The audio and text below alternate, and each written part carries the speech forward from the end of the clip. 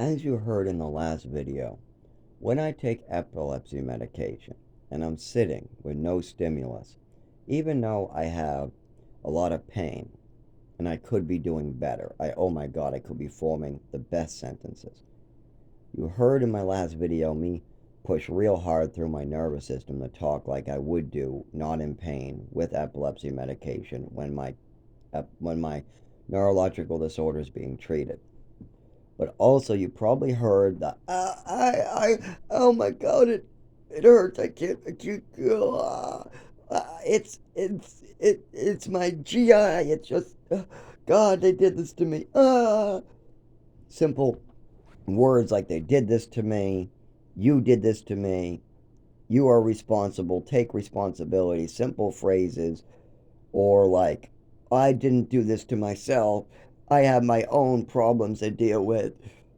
That's me in extreme pain trying to form basic sentences. Now I can sit there going, oh, quietly, but how is that going to make anything better? I have to try to speak about the symptoms when they happen, before, during, and after. I also need to speak up to my family, seeing as they have the most responsibility in this illness that's causing so much damage in my life.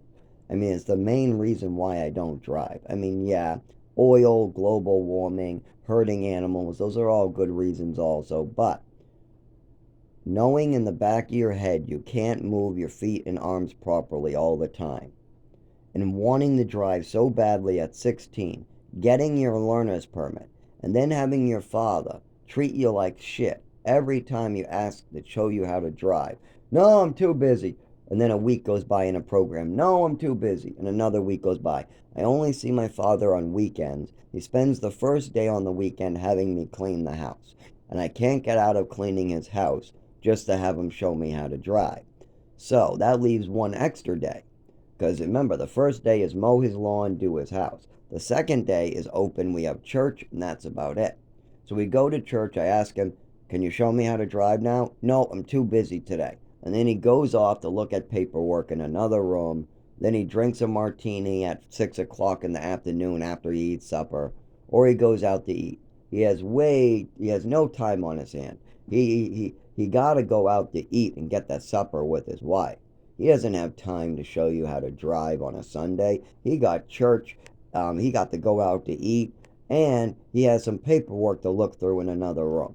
So he is way too busy to show you how to drive. Well, how about Saturday? Oh no, Friday or Saturday is clean the house. We got to clean the house when you first come into the house. Then we also got the lawnmower to do. Plus, I want you to do this, this, and this. And then, no, I don't got time for you. I got shit to do tonight. It's too dark. It's too dark. So I got a lot of that over and over for 2 years straight.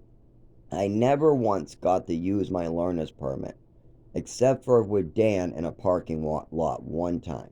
Dan Beaudry, a friend in the family, is the only one that cared about me enough to actually let me use the thing I earned. I worked hard to earn a learner's permit and get my license while having a disability in question on the back of my brain, wondering if I'm going to be put in the prison the minute I drive for crashing the car and people not understanding what the hell's going on. Because I don't know what's going on. My mother's calling me into the living room with my father, asking me why the scabs, why I'm always bumping into stuff, why, I tell her I fall down at times, I bump into stuff, I don't know what's going on. I always figured it was like stubbing your toe. She goes, nobody stubs their toe this often. You're self-harming. I go, no, I'm not doing it on purpose. I'm not bumping my shin into a metal bed frame on purpose. That hurts like a bitch. And I get a mark. And I'm not bumping my wrist and ruining my favorite watch because I want to. I'm not bumping my shoulders in the doorways because I want to. And I'm not falling down because I want to. But my mother is trying to convince my father there's no need to look into this. Trying to convince doctors there's no need to look into this because he's just a self-harmer. That is my mother's rhetoric she's pushed since I was 5 years old, 7 years old. When she gave me an overdose, I was sucking on my skin, and I told the doctors and my mother it's because I wanted to see what it felt like, not understanding that my mother could twist anything into a mental illness. So, what was really going on? When I sucked my thumb as a child, it felt one way. Then I had an overdose, destroying my nervous system that my mother gave me. But I didn't know what was going on. My mother was calling it an allergy attack, saying she forgot. She doesn't remember what meds I was on that night. Things like that, trying to avoid responsibility. I'm sucking on my skin to see what my skin feels like, to see if it feels different than it did before. And it did. It felt slightly different, but I wanted to see what it felt like. Same reason why I played tennis barefoot. I wanted to play tennis. I didn't have the proper shoe wear. So I figured if I played tennis barefoot, for one, I'll get to play tennis. For two, I'll see if my feet nervous system really puts out enough shock for me to stop. And no, I played the whole match with my feet bloody, and only at like hours later did I start feeling the pain. It did not register for a long time. It registered much slower than anybody else I've ever seen have that type of wound. It looked like somebody took a sand blaster to my foot, removing it until it was bleeding pink and red. Yes, it did eventually bleed and scab up. Yes, my whole bottom of my foot eventually bled and scabbed up. But at first, it just looked very pink and raw until I put on the sock, and then the socks were bloody. Yeah, the bottom of the socks got bloodied up, knowing then I took the socks off, and it hurt because it was healing to the sock. So then I ripped off the healing scab with my sock, and then it bled some more, and then I bandaged it up with something, and then I went to school hurting the next day. The next day it really hurt. But while I was playing, it did not register, and I played 5 games. That's one set. I played a whole set. That is 240 5 times in a row. Barefoot on sandpaper until I wasn't trying to make my feet pink and bleeding. I was just trying to play tennis barefoot and see if any pain registered. And it didn't register till the end. And at the end, it just felt like a sunburn, not even. When it should have been registering as a big blister, as like a much worse. And nobody else could have played tennis like that without it registering halfway through to get the fuck off that. Stop doing that. But I didn't feel it. I don't feel, I mean, I still feel, but I don't feel like a normal person. It's all numbed. I get shocks. I get electrocuted to the point where I can't speak. And that's where you hear me lose and have to use simple sentences. And then people think I'm a moron because I have a high pitch and I'm using simple words and I'm walking funny. And so I must be a funny guy, all crazy, because I what? Have a speech impediment and I walk funny and look funny.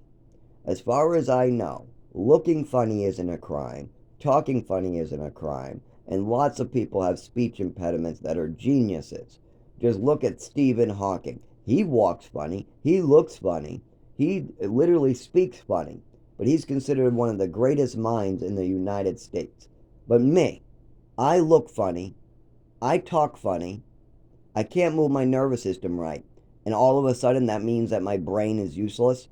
No. If you really, really spent time looking at my actual designs, what I speak about, what I used to do during childhood and adulthood, how I was trying to do the scientific method even at the age of 12. I was trying to do scientific experiments to make a fireproof liquid or a fireproof jacket at the age of 12. That is a special mind right there. I wish I had a child that wanted to do the scientific method and invent the next new big thing at age 12. I would be giving him a chemistry set. I would be giving him electrodes and bananas. I would be showing him all these videos on YouTube about how to do experiments. I'd be signing up scientific methods with him every afternoon. Oh my God, my kid would be the next savior of the world. But what did my parents do? They smacked me around and drugged me silly while calling me stupid, while cutting off education and help that came my way. And still today, when I try to get help from a doctor, I work so hard to get him to come up from Massachusetts. He's happy to come up. First meeting goes great. Second meeting over the phone goes great. Now my father and my stepmother want the phone number. They said they're going to try to be more helpful and appropriate and stop acting like people who want to murder me. And so I give them the number. What do? They try to murder me. They try to cut off my epilepsy medication, resulting in my death. Yes, they actually tell different people, like my my case manager is supposed to get me funding so I can pay my rent. They try to cut them off so I can't pay my rent. When I try to go down to get epilepsy medication and get paperwork on my disorder and my disability, they try to cut those people off, just like they did during childhood. Anytime any doctor starts saying that there is responsibility on my dead mother's side and maybe they could help, and they try to look up my past medical records, they try to call my father or his wives, who by the way is 89 years old, if they try to talk to these really, really hurtful people, I start dying or getting hurt. And I've already almost died many times in my life. I've already got scars all over my body from this. You can tell that I only weigh 100 pounds. And if you think this is, oh, well, it's from drugs. No, no 7-year-old takes drugs. I was underweight and started going seriously underweight after I met Patricia. I was always a skinny kid, but I wasn't dangerously underweight in St. Anne's Orphanage. I ate breakfast every morning and there was many kids that were skinnier than me. So I wasn't like deadly afraid of food until I met this mother and the pills started hurting me. After that, I had the one thing that happened to me in the orphanage. I got what my mother's doing to me, and then I got the food poisoning just to hit it home in New Mexico. So all those things really and the pills are still being forced down my throat when we come down to Massachusetts. And what the pills, one minute I'm eating everything in sight because the meds make me feel endlessly hungry. The next minute I feel like I'm going to vomit and I'm sick from the meds. And then next minute my mother's slipping me meds to get her own way. So there's a bunch of shit there. My mother had Munchausen syndrome, but my father wouldn't let anybody help her with it, so instead she was allowed to hurt me until the day she died, when she was popping pills without telling anybody. She got caught by my father, and I watched my Xanax disappear down her throat, and I watched my Vicodin disappear down her throat, and any other controlled substance I was ever prescribed. There was other family members that liked my Ritalin, but at least they fucking asked. They didn't have to steal from me. My mother literally stole things that were still, and now the Xanax were old prescriptions. Maybe my father goes, well, those were old prescriptions, so it's okay for her to do drugs. But okay, how about the prescriptions I still needed? The Vicodin was prescribed so I wouldn't get stuck on the floor in the kitchen, stuck in a ball, screaming in pain again. The next time you find me screaming in pain in a ball on the floor in the kitchen, and my Vicodin is gone because my mother finished it off 3 months ago, and she said she thought I didn't need it, so she threw it away. She comes up with a story. Then what do you do for me? You drive me to the hospital, and I have to suffer for 3 hours in a noisy waiting room, shaking and in pain, vomiting, because what? Mom needed to get stoned?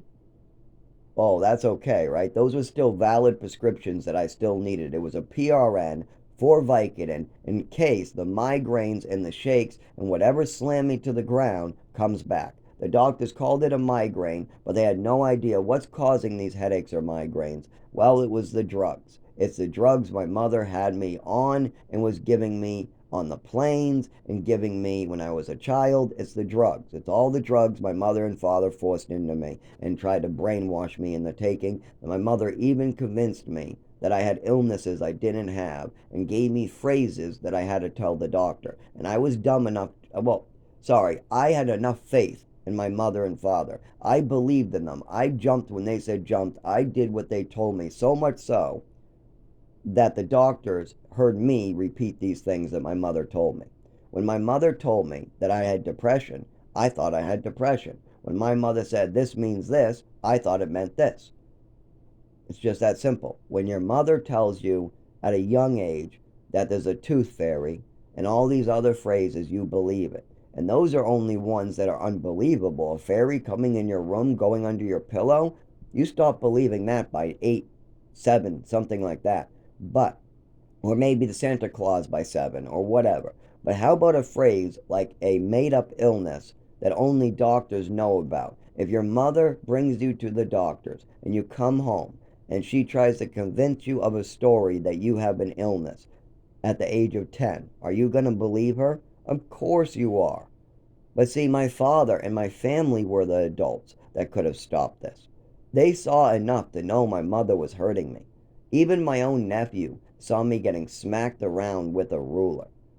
My own father knew she was throwing shoes at my head, and if it was 1 inch over, I would have lost my eyeball. How would have they explained that one? How would have my mother and father explained that I said, stop being a witch, or stop being a bitch, or stop acting crazy? Those were the three I always said. Mom, stop acting crazy. Mom, stop being a bitch. Mom, stop being a witch. Those were the three. Now, I believe this was when I was younger, I said crazy a lot more. When I was really younger, I used to use the word crazy.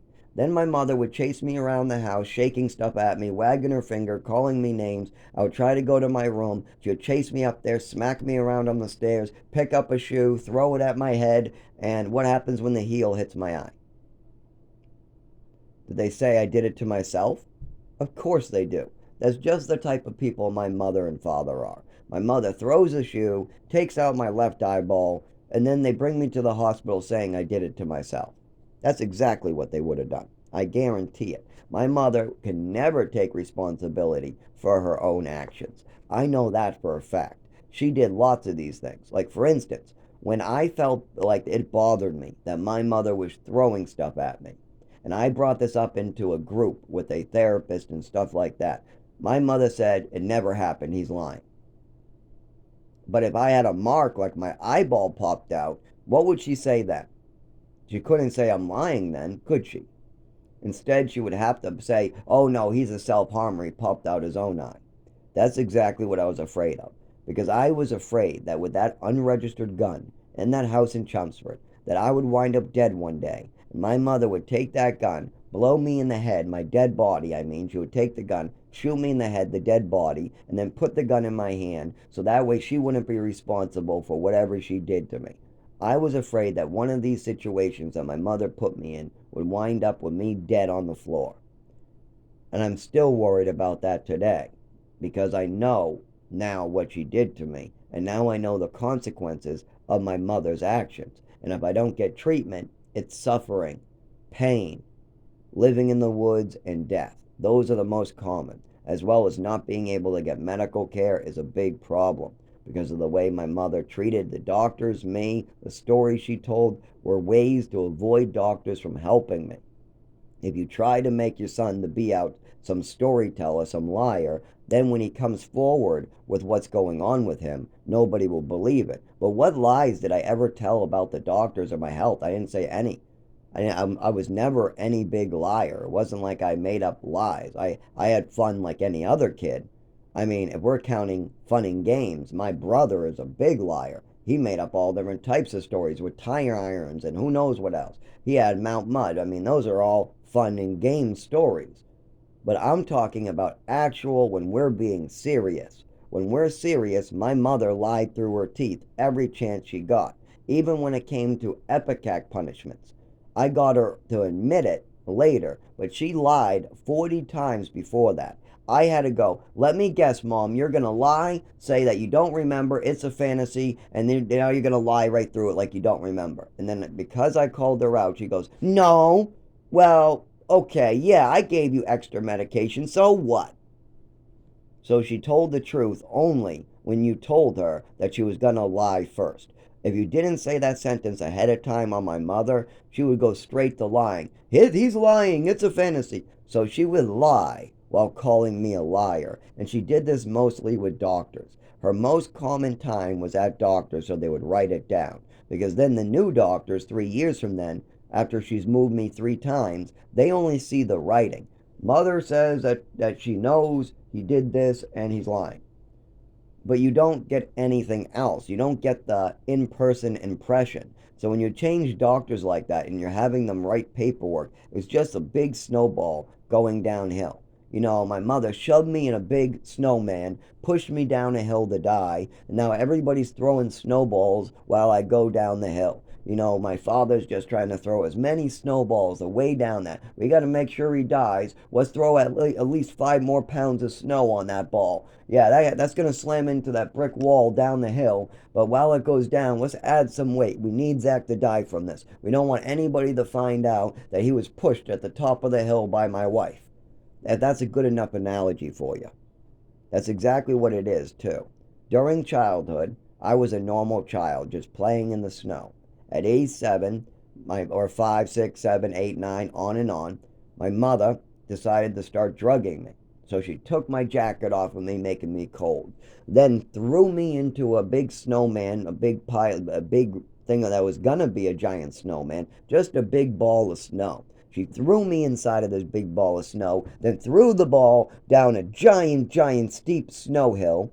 And as this big ball picks up snow from her lies, you got people on the sidelines using me as a target, throwing their snow, adding weight to it. Hey, I don't want my yellow snow over here. Let's throw it at Zach so nobody knows I took a piss in the snow. Then they'll think Zach pissed in the snow. And then they'll throw that snowball. And then my father's like, well, I don't want anybody to find out my wife pushed him up there. Well, if I add more snow, then nobody will know and he'll die at the rock wall at the bottom. Or I can cover his mouth and I can cover his arm with more snow. Let's aim snowballs at his arm. We'll add another 10 pounds of snow, but we'll try to aim it at his mouth and arm, and hopefully he dies at the end of this hill anyways.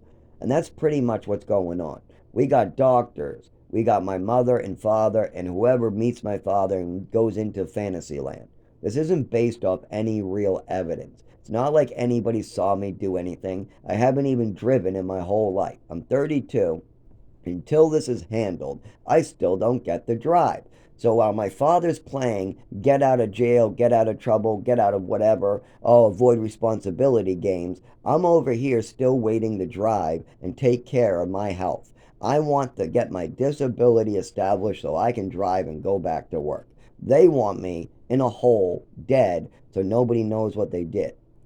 Or they want to say, well, why doesn't he just go to work? What do you mean, why? He just went to work and had a seizure. He has a job. Work won't let him back until he gets paperwork from a doctor. Well, why doesn't he just change jobs? He did that 3 times. This is always going to be a problem. No matter how many times your son changes jobs, it's not going to make his disability disappear. And guess what? If you're having falls, if you're having seizures, if you're having speech or movement difficulties, and that happens at work, your boss is going to have a problem with that unless you have documentation from a doctor. And even with documentation from a doctor, if you're not on epilepsy medication to make yourself better, you still might lose your job. They still might not want you there. So that's out of the question. Well, how about Social Security? Why isn't Zach on Social Security? Because you fucked up with Social Security, and I don't have the ability to drive or have an address. They need a mailing address, a phone line, and they need me to go to the doctor. Now, I'm willing to go to the doctor, and I'm wanting a phone and mailing address. But if your father's trying to keep you down like this, and your mother tried to commit murder, and she did commit suicide, she's dead, and that's Patricia, not this Alice who pretends to be my mother. I mean, she never had the time to look into any of my health. She never brought me to the doctor. She never saw the falls in Maine. She never was there in New Mexico when I was getting abused. She wasn't there for any of that. She has no clue what my life is like. She just thinks that it's some rainbows and butterflies fairy tale. That's all she knows. Oh, my best friend, Zach's mother, said that his life was spoiled and he was rainbows and butterflies. Meanwhile, is spoiled being in the mountains of New Mexico with no education, getting choked out by a black man? Is spoiled being trafficked to Texas after you're trying to get medical care? Is spoiled living in an orphanage? Is spoiled living in a program with other orphans in Haverhill for like 4 years? Is spoiled living as a young adult program as your father steals your rent money to pay for his own house? Is any of that spoiled? No. I got less than the orphans or any other kid I ever knew. The only thing I had more of is toys once in a while. That's it. And most of the toys I had, other kids had in the houses next door, in the neighborhoods, at the schools. Just the other orphans didn't have a Game Boy. But the other rich kids in New Mexico that got really beaten and hurt in that place, yeah, they had Game Boys. The next door neighbors in Haverhill, yeah, they had PSPs. Did all these, so regular kids who had a mother and father, they had everything I had. And orphans had everything I had, just not as fancy toys. But I had not any of the clothing that the regular kids had or the orphans had. The orphans had more clothing than me that was just their clothing that they went shopping for. And you got the other people who had clothing. You had the people next door. So everybody had decent clothing but me. Everybody in the school had decent clothing. We're not talking about extra, extra large. That was just because that's all I could get. We're talking about stylish clothing that is yours, that isn't like pants falling out, short shorts, or church clothes. That we're talking about actual 16-year-old boy clothing. We're talking about regular 16-year-old boy clothing where he goes into school, he goes into a program, or he walks on the streets of Haverhill or Lawrence and he doesn't get shot by a gang or kidnapped. Because these are the streets of Lawrence. They see a white boy walking around in some of the clothing my father bought me, and I'll be shot through the heart right away, or they would try to rob me in a second. I mean, in the short shorts, I would be called gay forever. If I did, well, they're just regular shorts, but my father hasn't, he thinks they're fine. So we don't need any more. You got plenty of clothing. You're fine. So all I ask is that I go out with the other kids who are orphans, the other kids in the program I live in, just like the program wants. The program has asked me to ask you. Now you call me a liar. The program asked me to ask you this. I ask again. Now you say that you're going to handle it. You don't got time. Well, I told you the program will do it. No. That's the answer I get year after year after year after year, as I can't even get decent clothing. I get to buy my clothing at TJ Maxx and Costco twice a year if I'm lucky. And they only bring me for one trip. If they don't got what I got for that one trip, forget it. That's it. That's your one trip. If they don't got something you like, too bad. Go naked. We'll buy you something at Costco then. I mean, goddamn.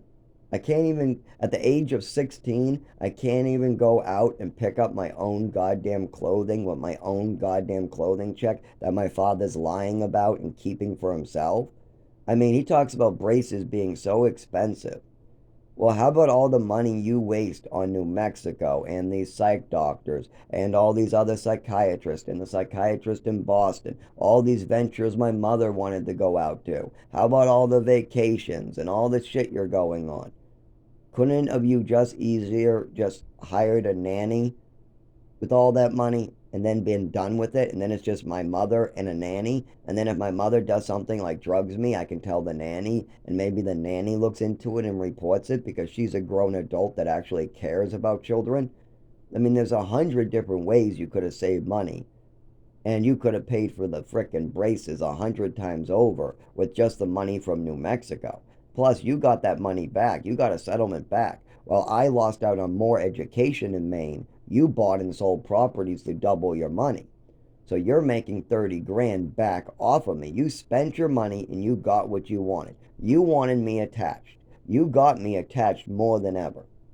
That doesn't change anything. But how about me? I missed out on an education. I just got a black man choking me out and I got food poisoning. I need physical health care. Who knows what that food poisoning did to me? Did you ever check that out? Did you ever ask me any questions as a family? No, you just keep on paying for psychiatrists who barely pass on any information. And if the psychiatrist tells you to look into your wife's actions with drugging me, you're going to ignore them anyways. When a psychiatrist tries to get you guys to do something that's hard or requires parenting skills, you guys bail out. If it's not just writing a prescription and sending money out, forget it. If my father wanted to throw money at my mother's weird ventures, that's one thing. But if you wanted to throw money to make me a better person, if you're going to say you spent money on me, then don't fucking talk to me about you hurting me. Because you spent money hurting me. So you just admitted it. You spent money on me.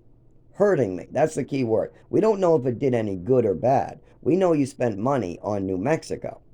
But we don't know if that's good or bad until you speak to the person in the place. Now, we know New Mexico was bad, so my father spent money to do bad things to me.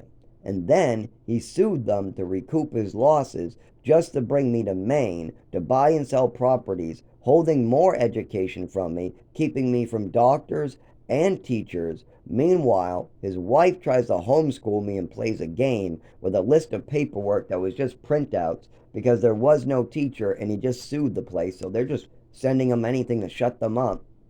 Because that's basically what people did. My father and mother are so ridiculous. Most of the time, the teachers or these places like New Mexico, the car salesman people, would just give them something to shut them up.